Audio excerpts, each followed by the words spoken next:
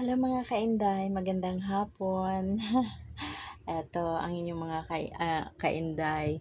So, itong yung kainday, pansamantalang nagpapalit ng kortina dito sa bus 316 kung alin.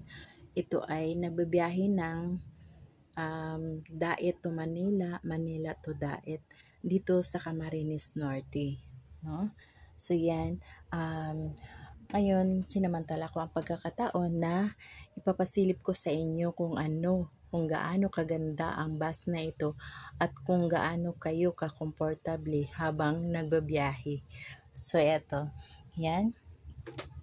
Ito yung parang may second floor siya, mga kainday. Yan po. Yan ang door. Yan ang entrance door. Then, yan po ang driver's seat. Yan po. Then, conductor. Then, dito naman ang hagdanan papunta sa mga passenger seat. Yan. So, yan. Meron itong 43 seaters. And then, itong dalawa ito. So, sa mga gustong masilip habang nabibiyahe, gustong masilip ang kagandahan ng lugar na madadaanan o mga views na madadaanan nyo. So, pwede dito nyo i-request kung kayo ay magpapabook nito. Yan na po. At yun naman pong nag-alala na kung may mahabang biyahe na maabot ng 8 oras tapos yung pakiramdam niya hindi siya yung ihi ng ihi. So, no worries na po kasi may solusyon na po tayo dyan. Yan. May solusyon na po. So, habang nagbibiyahe, pwede kang umihi anytime po na aabutin ka na ng pagkaihi. And then, habang ang kagandahan po, safe po kayong magbaba dito sa hagdanan, and then meron po siyang handle, hawakan para hindi kayo mabubuwal habang tumatakbo yung bus.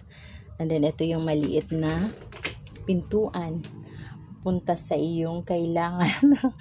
Ayan, meron siya, yan, CR. And then yung kung ang gusto niyo naman, kung nag-worries naman kayo na bababa kayo ng bus na hindi pa nakapag-toothbrush, no worry din about that because ayan, meron din tayong maliit na lababo at pwede nyo ring silipin ang inyong face habang pwede nyo ring silipin, mag-ayos. Ayan siya kasi meron din siyang mirror.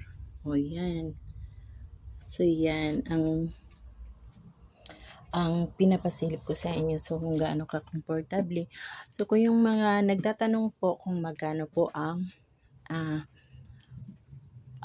pamasahin nito, pwede po kayong mag-comment sa comment section ko. And then, sasagutin ko po kayo. Iyon. Maraming salamat. At ito kasi, kailangan magpabook kayo. Kung gusto nyo naman magpabook na hindi nyo na kayo, yung busy kayo na wala kayong time pumunta ng terminal or sa booking section, so pwede po kayong tumawag at meron din po kaming number sa mga reservation, no? So through GCash din po ang payment kayo to, so hindi ka na po sasayang ng time or yung oras nyo na kailangan nyo, pwede nyo pang magamit sa iba. At pwede na po tayong online reservation.